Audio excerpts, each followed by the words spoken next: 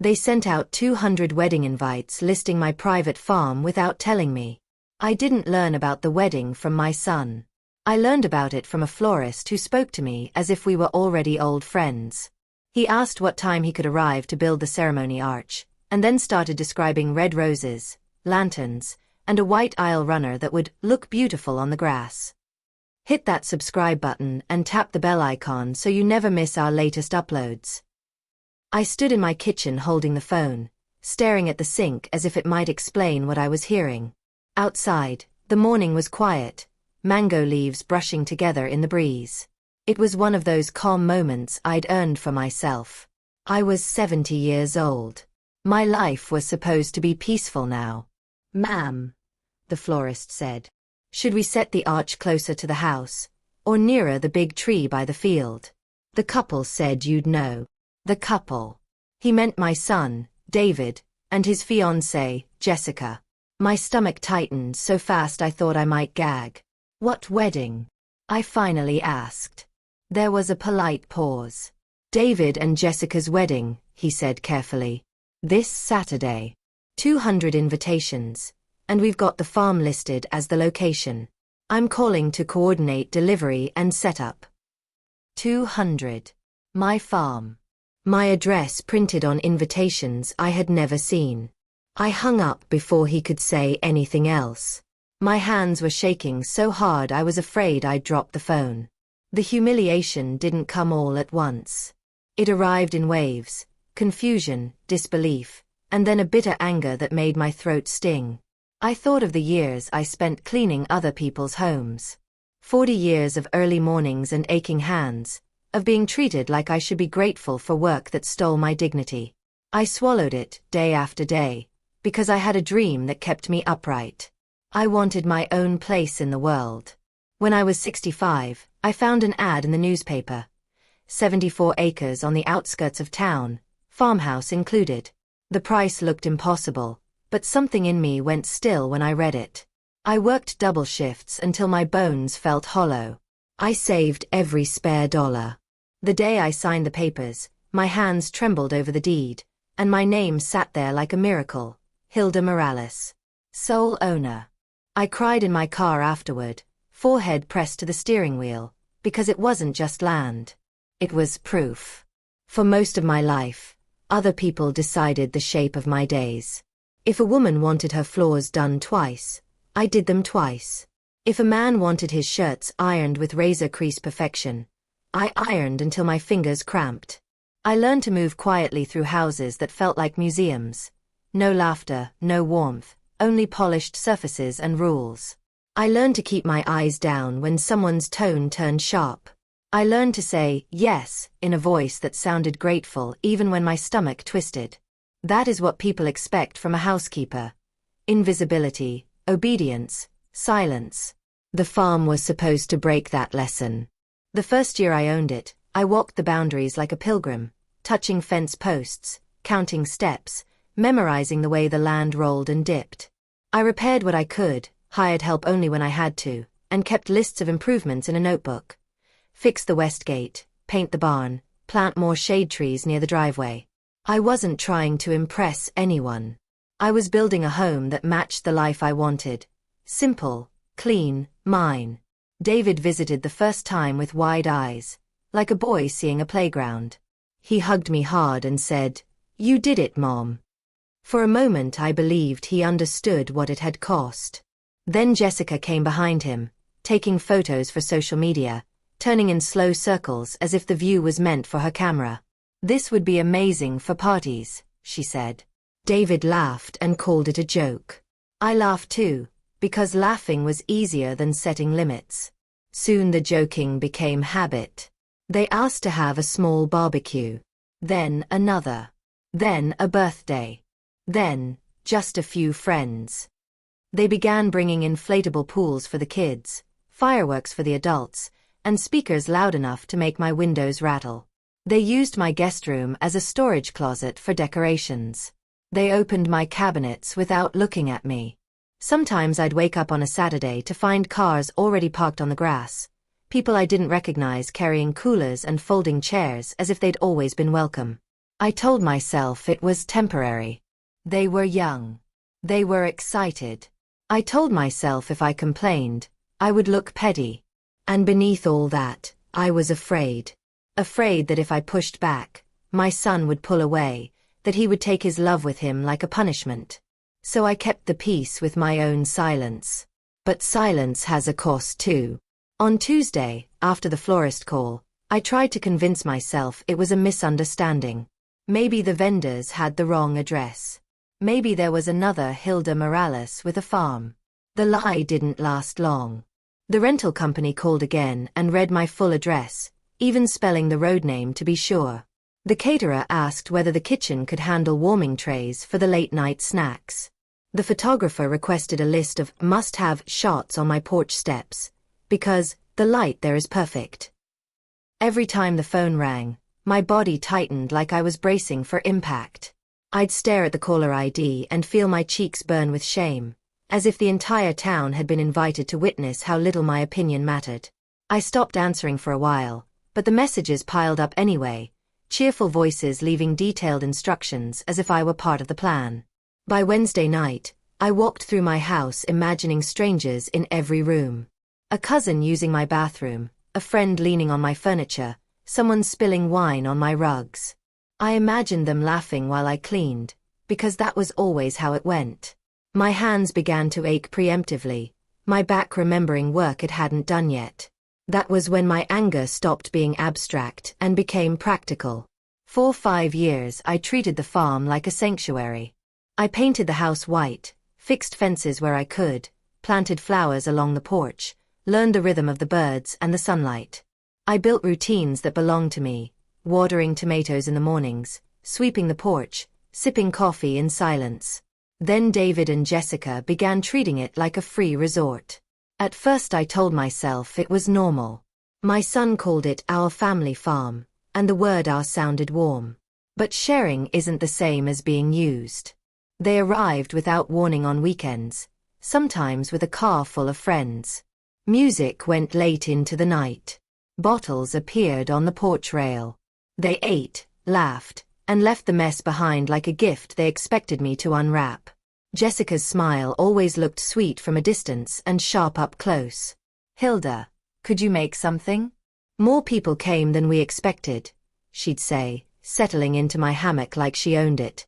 David would throw out a casual, "Thanks, Mom," while his eyes stayed on his phone. Their friends rarely spoke to me unless they needed a plate or a towel. And I did what I always did when I didn't know how to protect myself. I cooked, cleaned, and swallowed my pride, telling myself love meant patience. The week the florist called, the phone became my enemy. The caterer wanted to confirm the menu. The DJ asked about outlets. The rental company confirmed chairs and tables. Each call delivered the same message. Everyone knew about this wedding except me. By Wednesday afternoon, the anger in my chest had turned heavy and hot. I couldn't water my plants without picturing strangers trampling my lawn. It wasn't only the wedding. It was the assumption behind it, the way my son had decided my farm belonged to him in practice, no matter what the deed said. So I called David. He answered with brisk impatience, as if my voice was a delay in his real life. "What's wrong, Mom?" "I'm at work." "It's about your wedding," I said. There was silence. Not surprise. Silence, like he was choosing how to handle me. Then he said, "What does my wedding have to do with you?" "Vendors are calling me," I said. "They have my address. They say the wedding is on my farm." He sighed, annoyed. "Oh, yeah. I meant to mention it." Meant to mention it. As if he'd forgotten to tell me he bought a new tie. "You didn't ask," I said. "Mom, don't make this a thing," he replied. "It's not going to cost you anything. We're paying for everything. You just need to have the house ready on Saturday. And maybe make food for the family after." The audacity left me dizzy. He wasn't asking permission. He was assigning me tasks. 200 guests, I whispered. "Mom, you're exaggerating," he snapped. "It'll be like 150, tops. Look on the bright side. You'll meet Jessica's family. This is important for us. It's our day. Our day. On my land. What if I have plans? I asked, and even as I said it, it sounded like begging for crumbs. What plans are you going to have? He said, and I heard a familiar cruelty in the question, the same tone I'd heard from people who acted as if my time was worthless. Come on. I didn't say goodbye. I just ended the call. I stood in the middle of my kitchen and let the tears fall.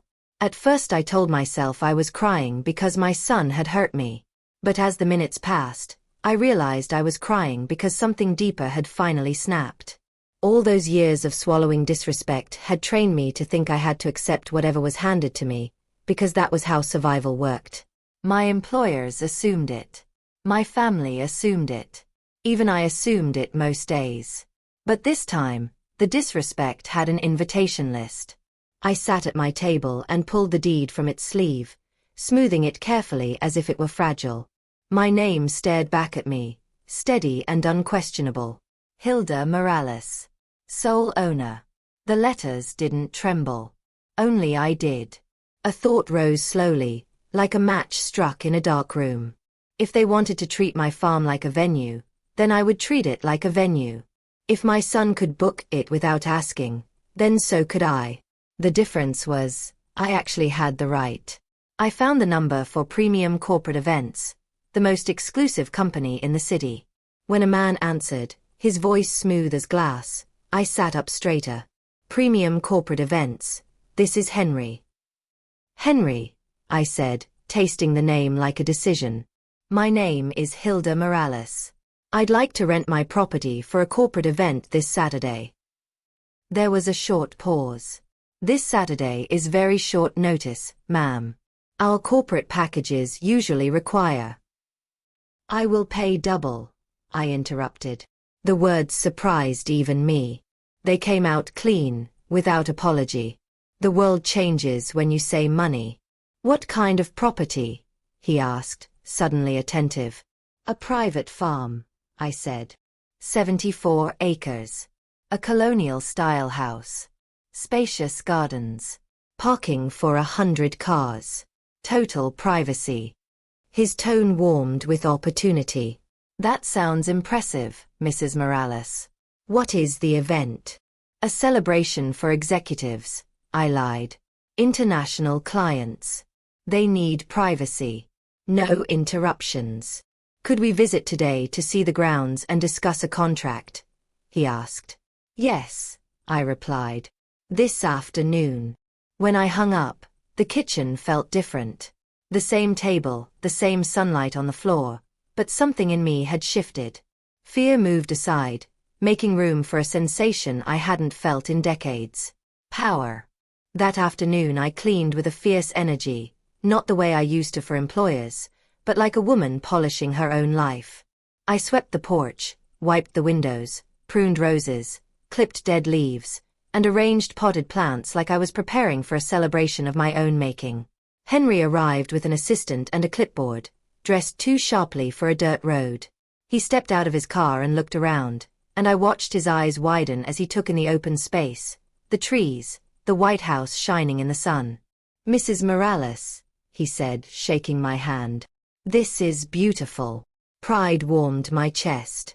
We walked the grounds while he asked about access points, power sources, and tent placement. Then he stopped near the garden and looked back at the farmhouse. Do you realize what you have here? He asked quietly. People would pay a fortune for privacy like this. A fortune. The words planted themselves in my mind. Back on the porch, his assistant opened a folder and Henry laid out the terms. Setup crew, security, cleaning fee, payment up front. When he named the amount, $5,000 for one day, my breath caught. $5,000 for a few hours on the same land my son treated like a free backyard. I signed without hesitating. My hand was steady. Henry smiled as he collected the paperwork. We'll be there at exactly 2 on Saturday, he said. Punctuality is our specialty. 2, I repeated, and the number tasted like justice. After he drove away, I stood alone on my porch and listened to the quiet return. Birds calling. Leaves rustling. My farm was still my farm. But now it was also my boundary, written in ink and backed by a contract. That night I slept better than I had in weeks, not because I felt peaceful, but because for the first time in a long time, I felt in control. And deep inside, under the old habit of apologizing, a new promise formed. If they wanted to learn what ownership meant, they were about to learn it the hard way. I wasn't going to beg for respect anymore. I was going to invoice it. Friday morning, I woke up with a strange calm in my chest. Not relief. Not guilt. Calm, like the stillness you feel right before a storm you know you can survive.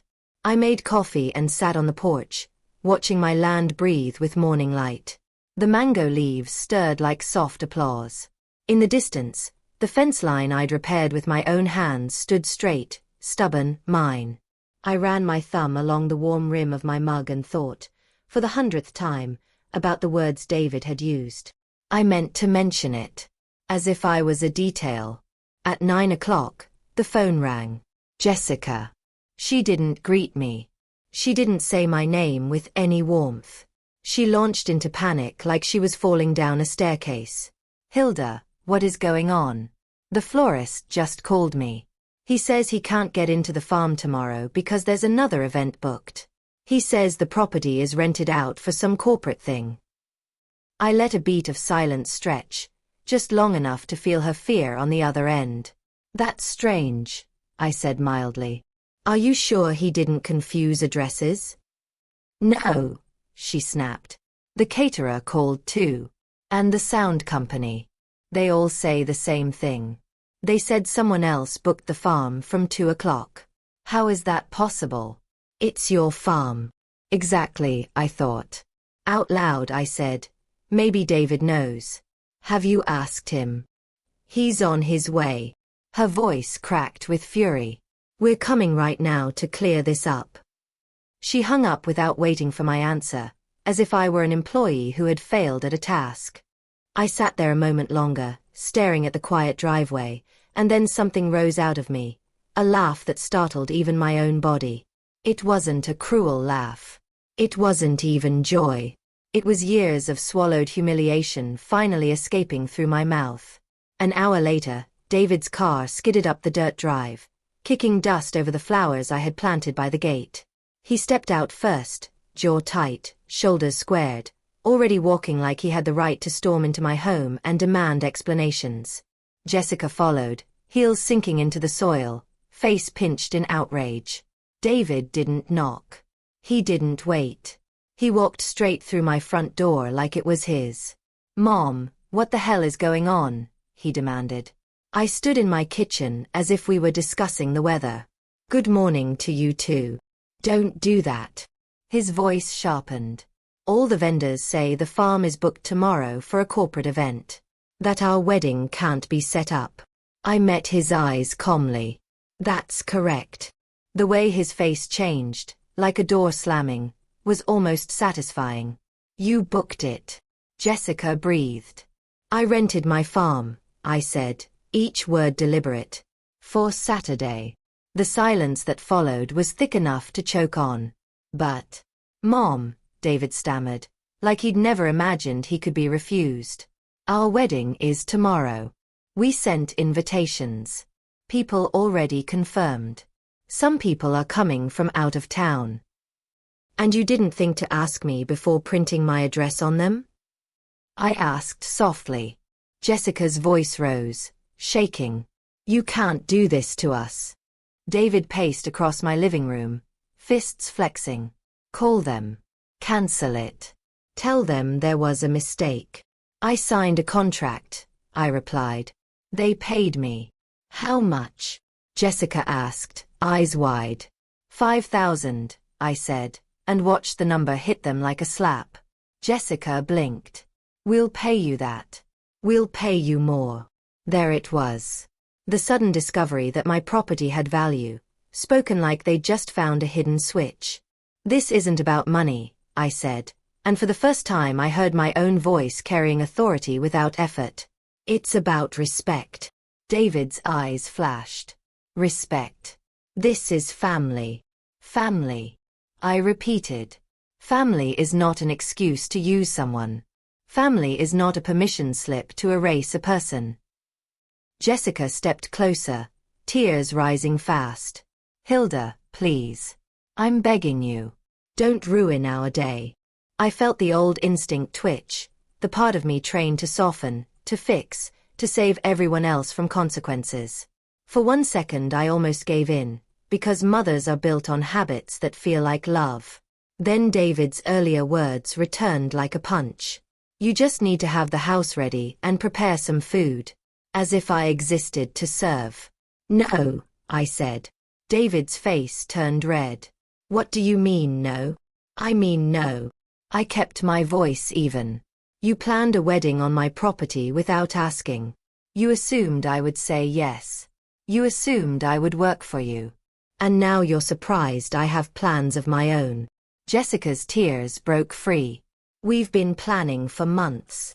And in all those months, I asked, you never once thought to ask the owner? She opened her mouth, but no defense came out that didn't sound ugly. David pointed at me like I was a stranger. You're doing this on purpose. Yes, I said so calmly it made him flinch. I am. He stopped pacing. His chest rose and fell like he'd run a mile. Fine. Fine. What do you want? I didn't answer right away.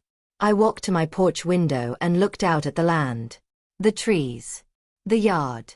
The life I had built with the kind of work that steals youth from your hands. I thought about the way they arrived every weekend, leaving messes behind. About the way Jessica sat in my hammock like a queen. About how David spoke to me like I was an inconvenience. Then I turned back. I want you to understand, I said, that this farm is not your free venue.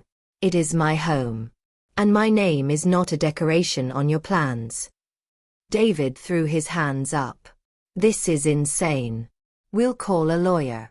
You can't block us from our own wedding. It's not your wedding location until I say it is, I replied. And you have nothing in writing from me. No permission. No contract. Nothing. Jessica's eyes narrowed through tears. If you do this, if you embarrass us, you'll never see the kids again. The threat was meant to land like a blade. 5 years ago, it would have cut me open. But after Tuesday's calls, after David's cold tone, after realizing how invisible I'd become in my own life, the threat sounded like what it truly was. Blackmail. I swallowed, feeling the ache of it anyway, because I loved my grandchildren. Loving them didn't disappear just because I had finally found my spine. That's your choice, I said quietly. And this is mine. David stared at me like he didn't recognize me. Maybe he didn't.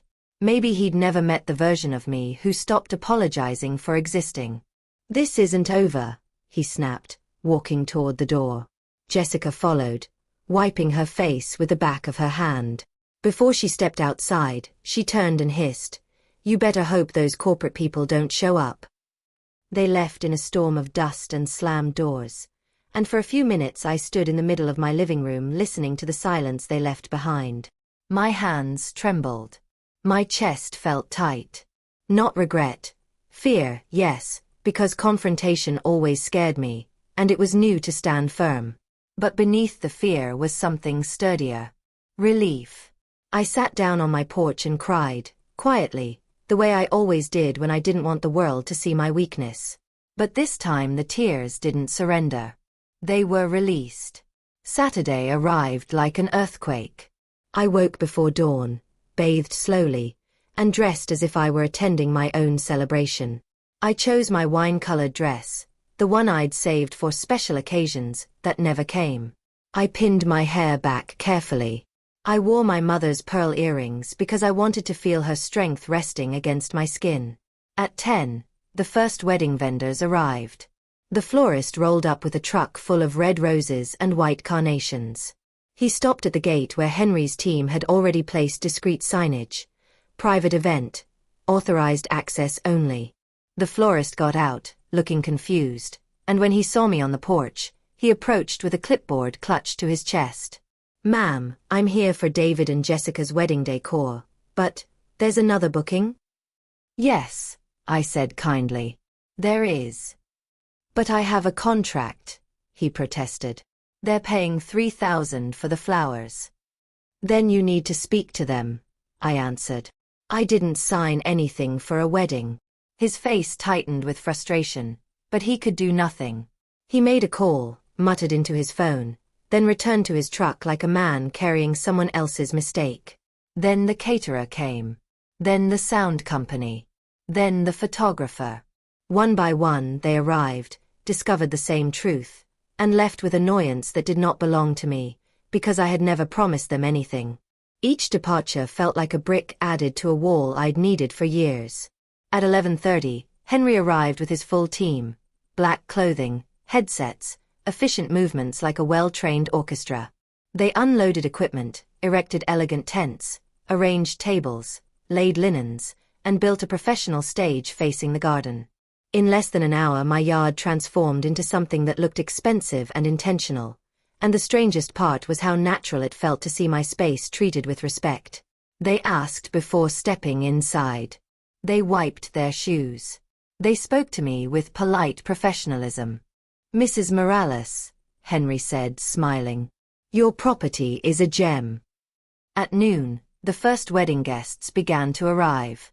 Cars lined the drive, families dressed in their best clothes stepping out with wrapped gifts and bright expressions, until they saw the signs, the security, the unfamiliar setup. Confusion spread like a ripple. A woman in a pale blue dress approached me with a tight smile. Excuse me, are we at the right place for David and Jessica's wedding? I'm afraid not, I said gently. The farm is rented today. Her smile fell apart. But the invitation. You'll need to speak with the couple, I said. I'm only the owner. More guests gathered, murmuring, checking their phones, calling David. The driveway became crowded with people holding gift bags and questions, and my heart squeezed, not because I doubted my choice, but because I knew innocent people were getting pulled into a lesson they hadn't asked for. At 2:00 sharp, the executives arrived. New cars. Crisp suits. Confident voices. They shook my hand and thanked me as if I were a businesswoman offering a high-end venue, which, for the first time, I truly was. Mrs. Morales, a man said warmly, this setting is outstanding. I nodded, holding my posture steady. Welcome. And then, just as Henry's sound system amplified the first corporate presentation, a line of white cars appeared on the dirt road. Ribbons fluttering, headlights glinting, moving like a slow parade. The wedding party. My pulse began to drum. David's car stopped at the gate.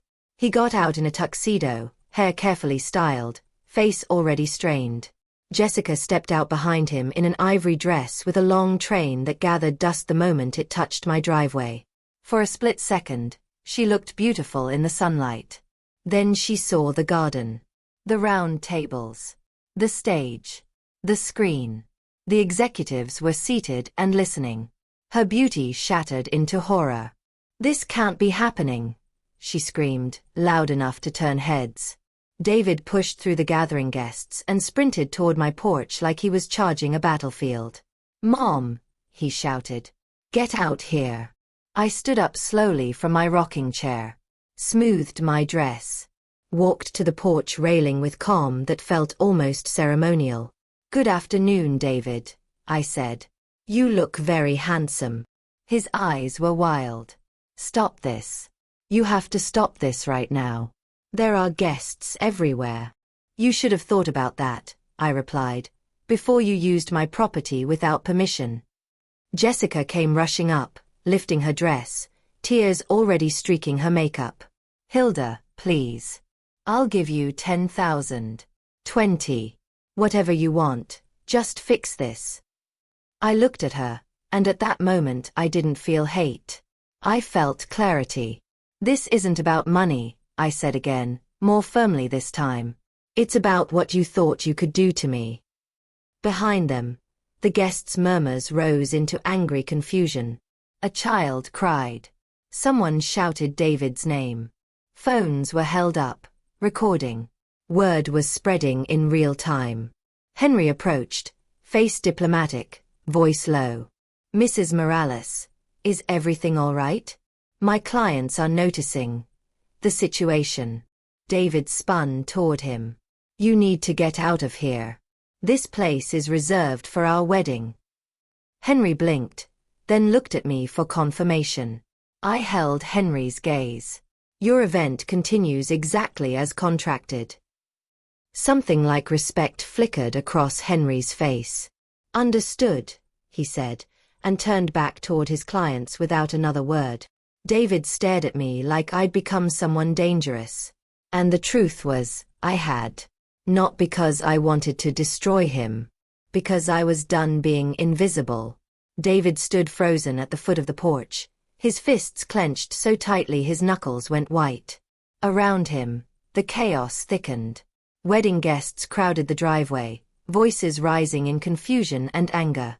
Some argued with each other, some stared openly at the executives seated under elegant tents where a wedding altar should have stood.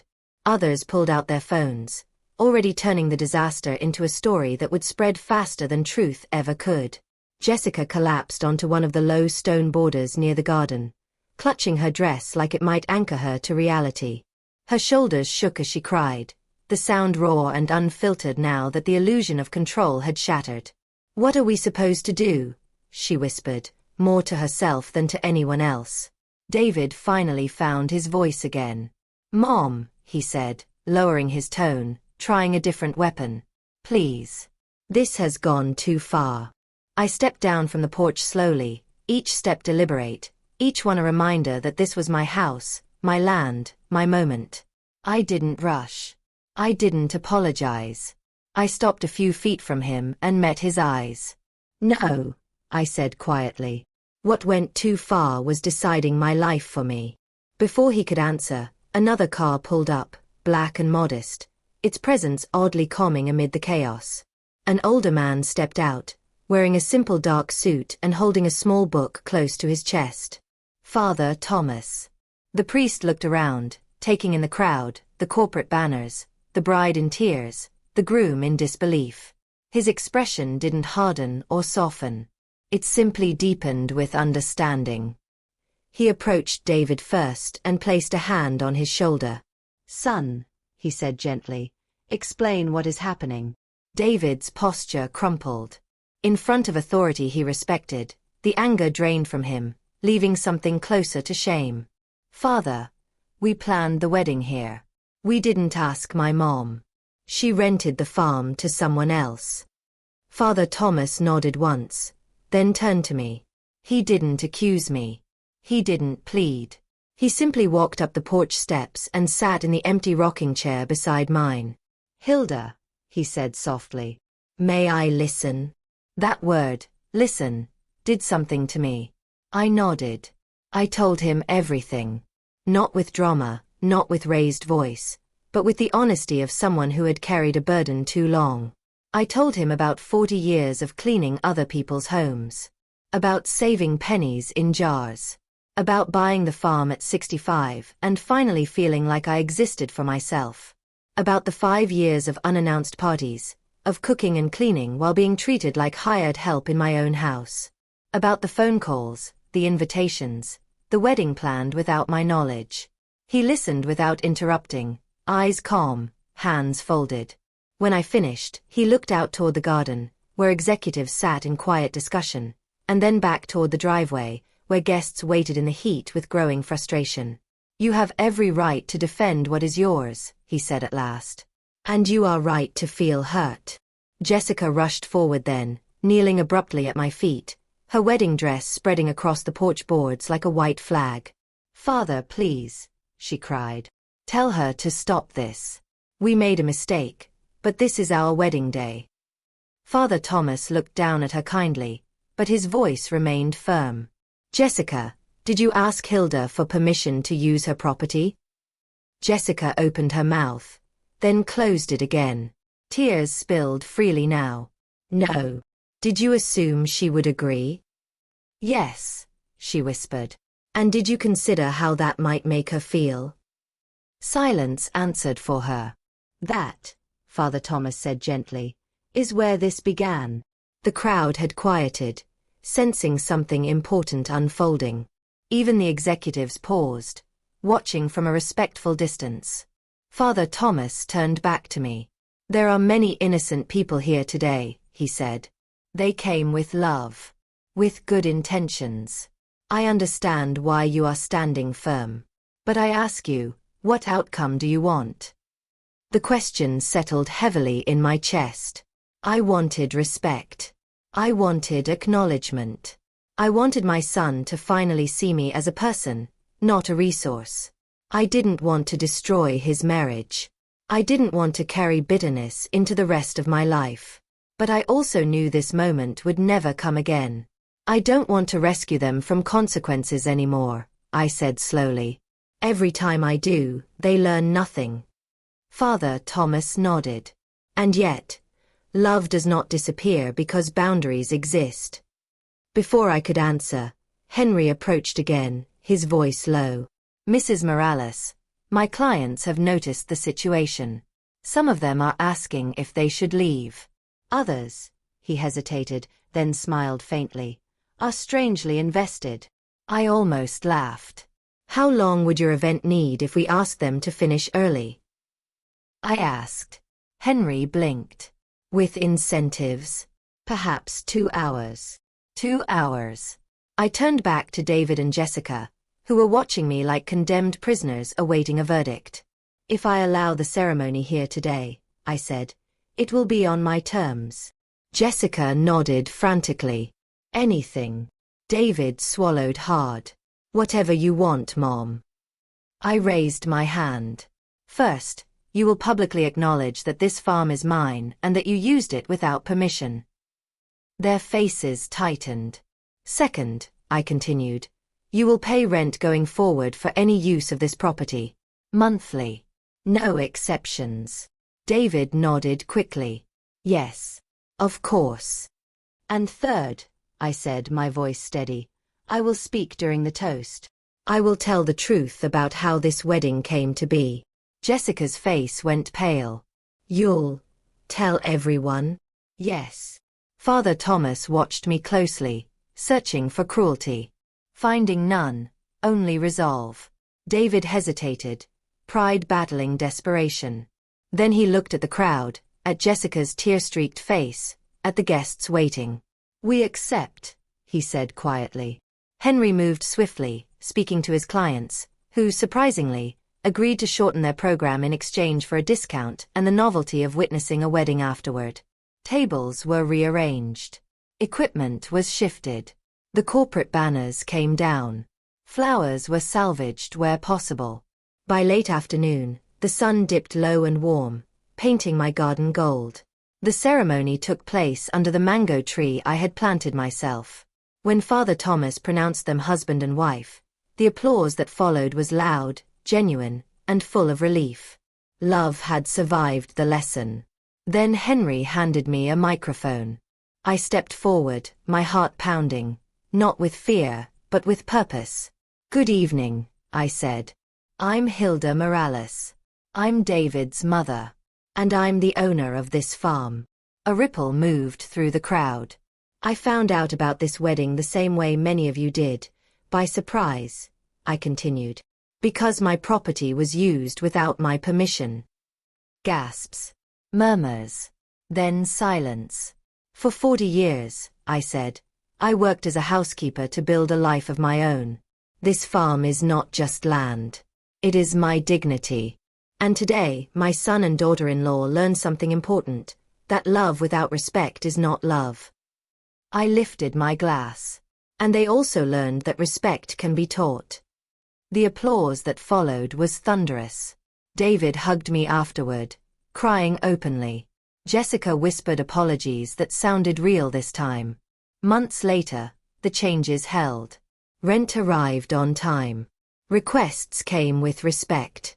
My farm became a business. My life became quieter, fuller, mine. And every morning when I sit on my porch with coffee in hand, I smile, not because I won a battle, but because I finally chose myself. When the last guest finally left and the dust settled back into the dirt road, my farm felt different. Not quieter, stronger. Like a house that had survived a storm and discovered its walls were made of stone. The night air was cool, carrying the faint scent of crushed grass and wilted flowers.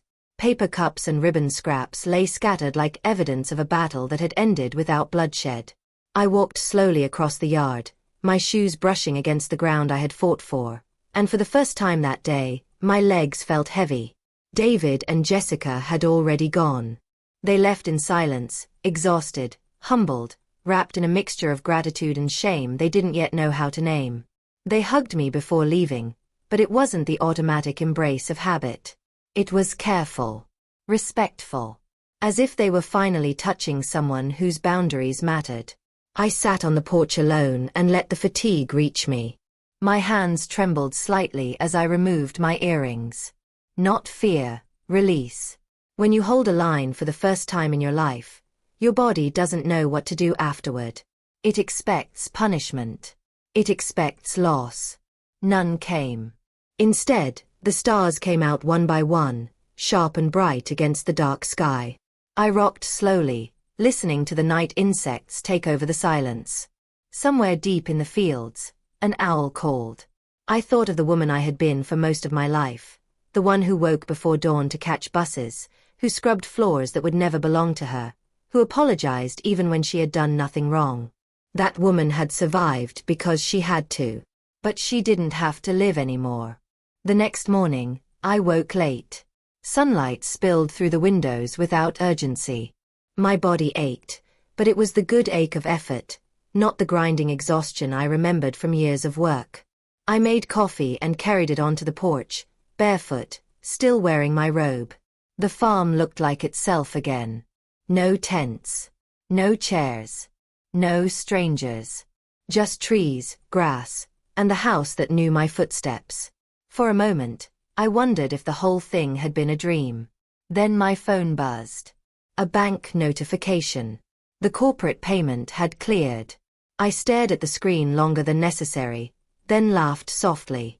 Not because of the money, but because of what it represented. Proof. Validation.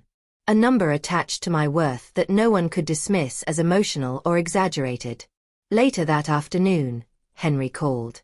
I wanted to thank you again, he said. Yesterday was unforgettable. I imagine, I replied. I meant what I said, he continued. Your farm is exceptional, but more importantly, you are. My clients respect people who stand by contracts and boundaries. We'd like to offer you a standing agreement. Regular events. Premium rate. We talked numbers, dates, logistics. I took notes, asked questions, didn't rush. When we hung up, my hands were steady. By evening, Irene stopped by. She brought bread and that look people get when they don't know whether to scold or admire. The whole town is talking, she said. I know, I replied. She hesitated. Some say you went too far.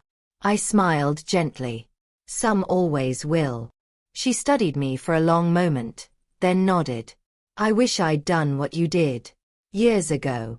6 months passed. The farm changed, but not in the way I feared. It didn't become loud or chaotic. It became purposeful. Events were scheduled. Contracts signed. Boundaries respected.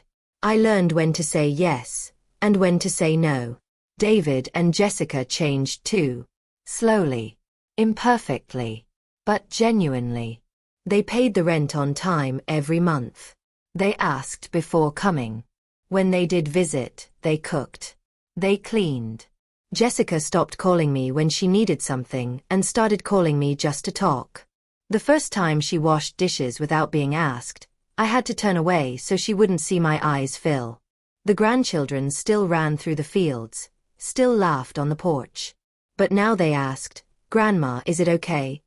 before doing anything reckless. They saw me not as furniture, but as authority wrapped in kindness. And that mattered. Sometimes, late in the evening, when the farm was quiet again, I would sit where I always had and think about how close I came to letting everything continue as it was. How easy it would have been to swallow one more insult, clean one more mess, Host one more party I never agreed to. Love had taught me endurance. But self-respect taught me freedom. I didn't lose my family that day. I gained myself. And once you do that, once you finally claim the life you built with your own hands, you realize something simple and powerful. It is never too late to draw a line. It is never too late to be seen. And it is never wrong to demand the respect you were always owed. Time has a way of smoothing even the sharpest edges, but it also has a way of revealing which changes are real and which were only made under pressure. In the weeks after the wedding, I watched carefully, not with suspicion, but with awareness. I had spent most of my life ignoring my own instincts. I wasn't going to do that anymore. The first real test came sooner than I expected. 3 weeks after the wedding, David called me on a Thursday evening. Not a text. Not a rushed message. A call. "Mom," he said, and his voice sounded different. Slower. "I wanted to ask you something." I waited. "Jessica's birthday is next Saturday. We were thinking of having a small family dinner. Nothing big. But only if it's okay with you." There it was. The pause. The space where my answer actually mattered. I looked around my kitchen while he waited, at the clean counters, the sunlight fading through the window, the calendar on the wall with events neatly written in my own handwriting. My life no longer felt like something happening to me. "Yes," I said. "That works for me." "Thank you," he replied, and I heard relief, not entitlement. They arrived the following Saturday with groceries in their hands instead of expectations. Jessica hugged me and asked where I wanted her to put things. David asked if I needed help with anything before sitting down. When the meal was over, I stood up out of habit, already reaching for plates. "No, Mom," David said gently. "Sit. We've got this." I sat. It felt strange. Unnatural. Like wearing new shoes that hadn't softened yet. But it also felt right. Little by little, my role shifted. I was no longer the background figure moving through other people's plans. I was the center they moved around. Not in a loud way. In a grounded way. The farm business grew faster than I ever imagined. Word traveled, not just about the land but about me. About the woman who owned it, who ran it, who didn't bend once contracts were signed. Brides came to tour the property and asked me questions directly. Executives shook my hand and spoke to me like a peer. I learned to negotiate without apologizing. I learned to say, "That doesn't work for me," and mean it. Some nights, after events ended and the last car disappeared down the road, I would walk the perimeter of my land under the moonlight. The same land I once feared losing emotionally, even though I owned it legally. I'd think about the girl I was at 20, scrubbing floors with cracked hands, telling herself that one day things would be different. She had been right. Not because life suddenly became kind, but because I finally became firm. There were still whispers in town. There always would be. Some people never forgive a woman for refusing to play her assigned role. Especially when that role is silent, grateful, and endlessly accommodating. But there were also new conversations. Women stopped me at the market to tell me they had started saying no. Mothers told me they had finally asked their adult children for respect instead of hoping for it. One woman squeezed my hand and said, "You gave me courage I didn't know I was allowed to have." I never set out to be an example. I just got tired of disappearing. On quiet mornings, I still water my plants. I still drink my coffee on the porch. I still listen to the birds. But now when I sit there, I don't feel like I'm borrowing peace from a fragile moment. I own it. And sometimes, when the sun rises just right and the farm glows gold for a few seconds, I think about how close I came to letting my story end in silence.